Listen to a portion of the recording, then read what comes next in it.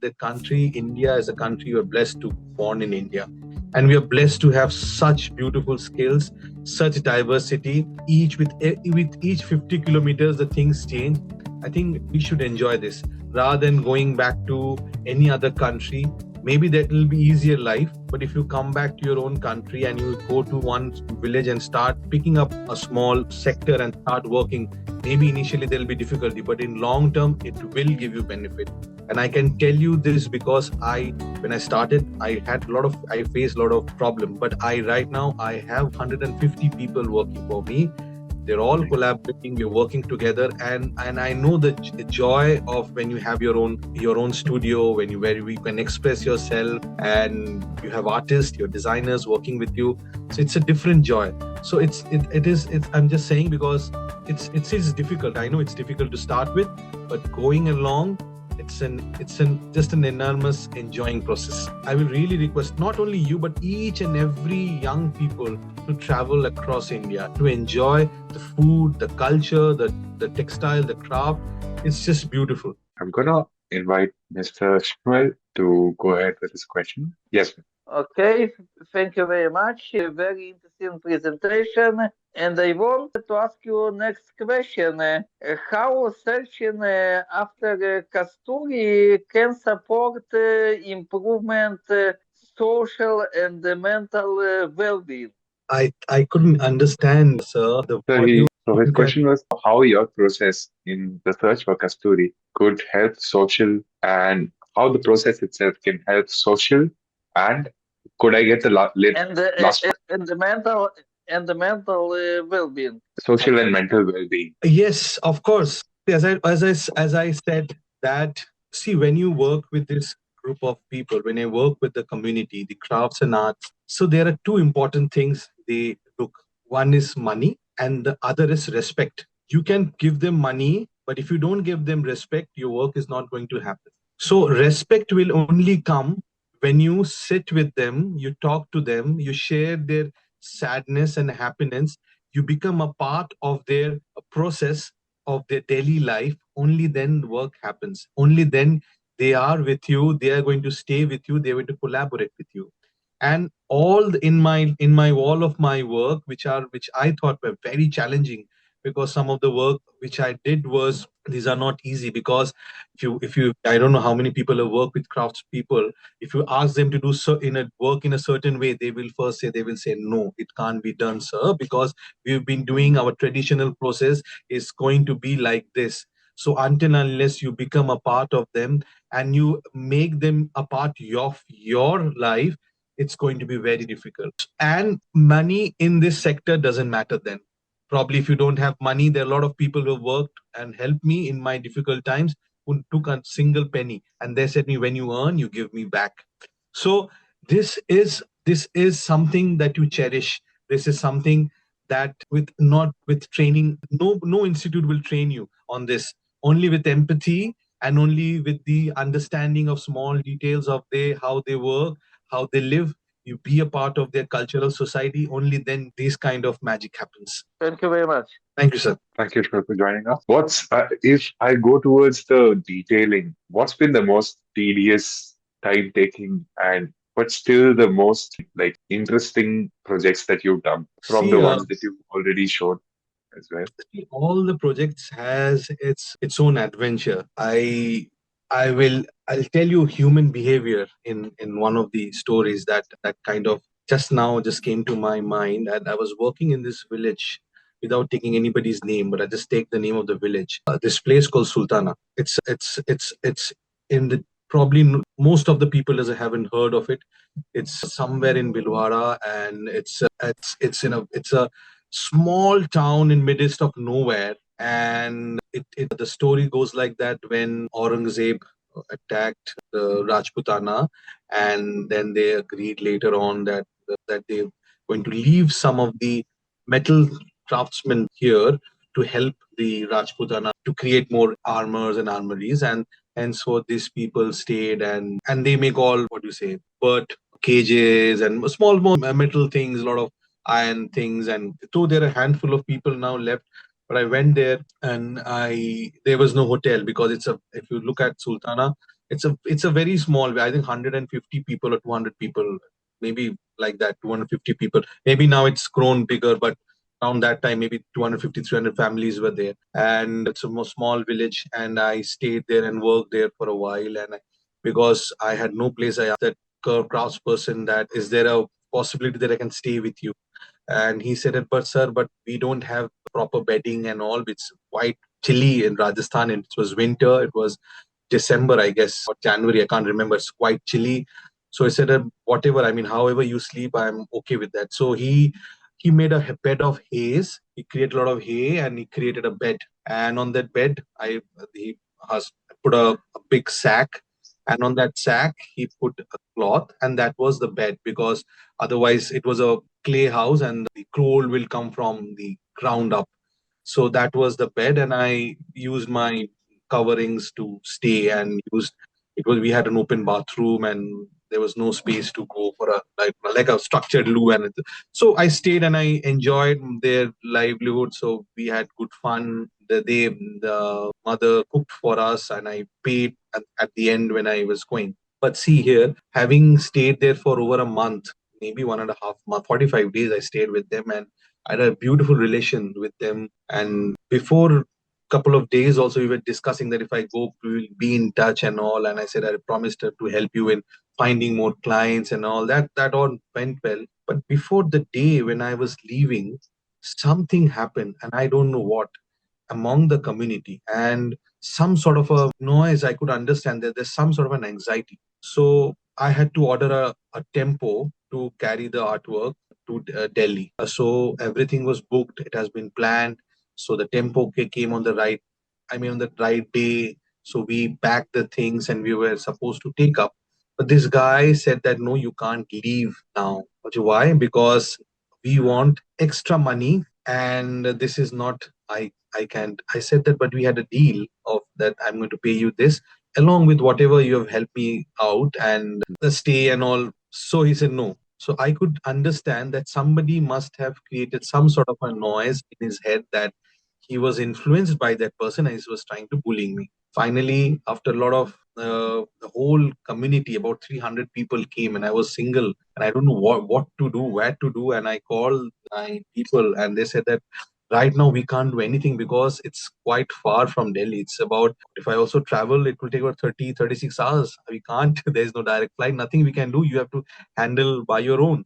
So I was all alone and I didn't know what to say. I kept my calm and I said that, see, whatever you're demanding is, if there has to be a rationalization of it. We were good friends, and why are you asking? I mean, what has happened? But he said, no, no, no, it can't happen. No, it can't happen. So then I had to take somebody else help.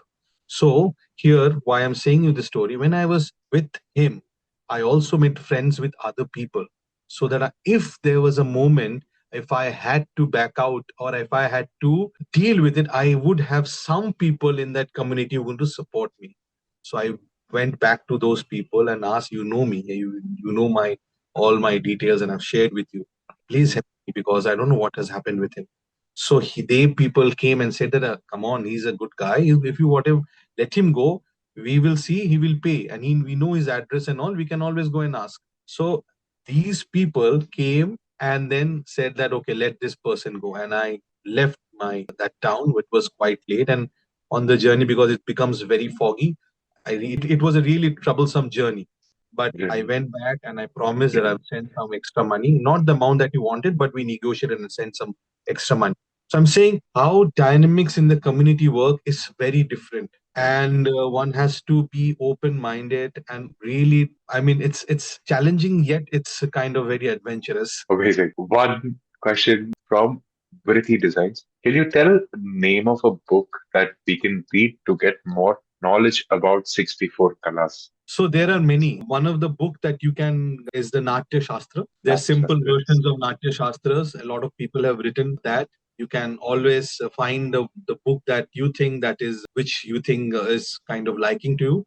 But Natya Or as per Shastra, regional. very it's a big volume. So yeah, I mean that is one. And any combination permutation of Natya Shastras, you will find all the material on that. Thank you. So one question. So what do you, I personally used to craft music instruments. kalimbas, didgeridoos for a couple of years. I worked with Swaram in Auroville. I lived in Auroville for 2 years and plant trees every day, make music instruments the rest of the day. So I like working with my hands too. And there was a point of time I snapped out of it because if I just want to make something special, one piece for one person, there's this loop that I can't set by myself. I have to involve a lot of people, create a system around it, create a brand for myself, create a name for myself. It doesn't stay small anymore, basically. And I saw a lot of fellow craftsmen working in Auroville or many other places. The money they earn is actually very, very less in comparison to several other countries, whereas the work detailing it is of a very good level. What do you think maybe the government is doing, or is it encouraging? Is it not encouraging? I just want your point of view, like what the government is doing to support craftsmen in maybe your state, in states that you've been to support artisans. Yeah, it's a very important question, and I think it's a question of the hour, and everybody who's concerned about crafts and arts and cultural practices are asking this question. See, I have a very different opinion, and I kind of back my opinion is that government can or can't always help everyone. The True. whole idea is that institution like yours, the people who are working in the ground, how do you don't support them? How do you collaborate? How do you give the same status that you are giving to a musician? So that is where we, I think, lacking. I mean, when I say this, like if you come to my studio and you see all my people who are working are happy because they know their job, they know the price that they're getting. They, if I tell them that this is what I can't give you and this I can give you, there's a reason. They agree, and everybody's earning well and they're all happy. And that's what I'm saying. Ki, it is, if you think that you're supporting, they're going to always going to be on the back. They're always going to be in the bottom of the pyramid. But if you when they say I collaborate with them and I give them space, you're giving them the same equal thing. Status. The mindset changes. The mindset of a craftsman changes. He or she will be willing to ask his son, okay, this we are getting a lot of importance. We are also earning money. So why do you want? There's a small example. A weaver's son will not weave. He will very well pull a rickshaw or work in a restaurant as a server, earning less. But because he thinks the dignity that he gets is more when he's serving in a restaurant or pulling a rickshaw than rather weaving a textile. So the dignity is a very, very important, a poignant thing in our sector. So if the dignity is missing, people will feel bitter about themselves and they'll feel pity about themselves. And when you start saying that we collaborate, we are humdard, we are humsafar, we are all together in it, so the whole Correct. mindset changes, the whole Changes. economic dynamics changes. And I think we should start looking at this rather than supporting. Let's collaborate. Let's do something together, and let's see how we can. The idea of supporting always suppress that. They will always feel that, oh, we are getting support. So Yeah. they have to also think that, okay, we are collaborating. We also have to do something so that we come out Yeah. of this. They should feel they are not being pressed on by anybody else Yes, and working as equals. Yeah. yes, yes, yes. I noticed there was this. I went for my IDS, interdesign studies, to this village called Kinnar village near Hospet in Karnataka, and they had this very old art form of creating toys. Nowadays they do it with POP too, but otherwise with other materials. And slowly And it is also sawdust. They used to do with sawdust and Fevicol. sawdust. Yes, yes, and like something like MDF nowadays Yeah. called MDF. So slowly that is also like sort of fading away. It's fading away because the remuneration is not the same as a machine made product or some mass manufacturer producing it, or even the successive generations are not really taking it up as a learning form or something they would like to preserve or anything. What would you suggest to, say, fellow designers, students, learners who want to, or artists or conservationists, So now, as my from your my experience? my coming to my again my thing in search of Kasturi. Kasturi. So a musician, if you look at all the musicians who have made their name, or if you look at all the artists who have made their name, it's a struggling phase initially. but they have always come back to their roots, and they are known because they are with the roots. So I will, with all the young designers and people who are watching, who are listening, my only request is that the country India is a country we are blessed to born in India, and we are blessed to have such beautiful skills, such diversity. Each with each 50 kilometers, the things change. I think we should enjoy this rather than going back to any other country. Maybe that will be easier life, but if you come back to your own country and you go to one village and start picking up a small sector and start working, maybe initially there'll be difficulty, but in long term it will give you benefit. And I can tell you this because I when I started, I faced a lot of problem, but I right now I have 150 people working for me.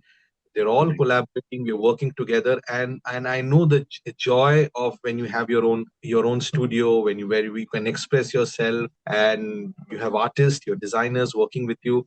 So it's a different joy. So it's I'm just saying because it is difficult. I know it's difficult to start with, but going along, it's an just an enormous enjoying process. We've got one more question. What is one piece of advice you would give to me as a fresh graduate entering the field of fashion design? Yeah, this is from who? Can I know the name? Hema, Hemala, Sorry, from Himala. Miss Hemala. Yes. Yeah. So, hi. So, I won't, it's not an advice, but I would really like you to think. And what I did help me, I can tell you. After you graduate from your fashion design, I would request you to travel India, especially to all the textile belts of India. Take it as an internship project. Travel, see the beauty of textiles of India. Find your liking, find your calling in which you think that are suitable to take up that, and try to build a relation with them and see the magic happening. Use your modern pattern, use your modern design with the traditional craftsmanship, with the traditional technology, and see how magic happens. Travel India, look at various project, I mean various skills. After I graduated, I did the same. I people My parents were saying, do a job, get a job, get a job. My girlfriend was saying that we get a job because what are you crazy or what? But I traveled for 1 year, and wherever I got a chance to work with an NGO, I asked them, can I get a food and a stay and I can work for you for free? Just my pocket money would be enough. I got that. And it really helped you, immensely help you it helps you in vasting your knowledge, something that you know that is something which is in depth because you know you've seen, you've been with them, you know what you're saying. So I will really request not only you but each and every young people to travel across India to enjoy the food, the culture, the textile, the craft. It's just beautiful. And when I say, you have to enjoy the process, going on a bus with a lot of people. Like I went to a bus, and I went for the first time. I was in South India and I was eating. Somebody said that more, and I thought they were asking that I to have. I should I give you more? But my friend tell me it's more means that it's curd milk. So I said yes, of course I would like to have that. So it's just beautiful. I mean, you should enjoy the process. You should enjoy traveling. You should just enjoy the country, and I think you will find your calling. Yeah, I hope it made sense to people who participated, and I hope it will be some sort of a guideline for young designers. Yes, sir, absolutely. The process is something I think all artists try to find their own process while they are maturing and Yes. learning about any artist's process, especially ones who are working with endangered crafts also. It fires up new curiosities for your own process, which is really nice. So thank you so much. And it's not Thank you. easy for any artist to share their process. So thank you so much that you're doing it so selflessly. Thank you again from the bottom of my heart and from Vishwa team for giving us time, sorting out a really beautiful presentation for us to learn.